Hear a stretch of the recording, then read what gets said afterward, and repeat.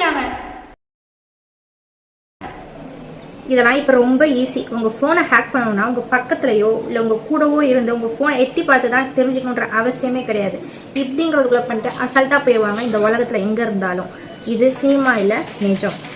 நீங்கள் கிளிக் பண்ணுற ஒரு லிங்க்கு, நீங்கள் யூஸ் பண்ணுற பாஸ்வேர்டு, தேவையே இல்லாமல் இன்ஸ்டால் பண்ணுற அன்வான்ட் ஆப்ஸு, தானே போய் ஓடிபியை சொல்கிறது, இதெல்லாம் போதாதா உங்கள் டிவைஸை இதப்பா வச்சுக்கோ அப்படின்னு அவங்கள்ட்ட கொடுக்குறதுக்கு? இதுக்கெல்லாம் காரணம் அவன் ஸ்பீடாவோ ஸ்மார்ட்டாவோ இல்லை.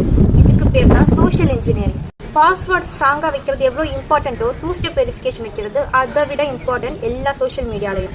வாட்ஸ்அப்பில் வர எல்லா லிங்க்கையும் ஓப்பன் பண்ணக்கூடாது. உங்கள் ஃப்ரெண்ட் அனுப்புனதாவே இருந்தாலும் இமெயிலில் வர எல்லா மெசேஜையும் ஓப்பன் பண்ணி பார்க்கக்கூடாது. உங்களுக்கு தெரியாத இமெயிலாக இருந்துச்சுன்னா தூக்கி குப்பையில் போட்டு போய்கிட்டே இருக்கணும். தேவையில்லாத ஆப்பை இன்ஸ்டாலும் பண்ணக்கூடாது. தேவையே இல்லாமல் 1 வருஷமாக செத்து போய் கிடக்கிற ஆப்பை ஃபோனில் வச்சிருக்கவும் கூடாது. உடனே அன்இன்ஸ்டால் பண்ணியே ஆகணும். ரொம்ப முக்கியமான விஷயம், உங்கள் ஃபோனை அப்டேட்டில் வச்சுருக்கணும்.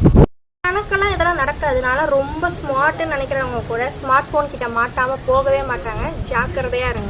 ரொம்ப பயப்படலாம் வேணாம், கொஞ்சம் அவராக இருந்தால் போதும். இந்த மாதிரி சைபர் செக்யூரிட்டி பற்றின யூஸ்ஃபுல்லான டிப்ஸ் உங்களுக்கு வேணுமா? நான் சொல்கிறேன். ஃபாலோ மட்டும் மறக்காமல் பண்ணிடுங்க. பாய்.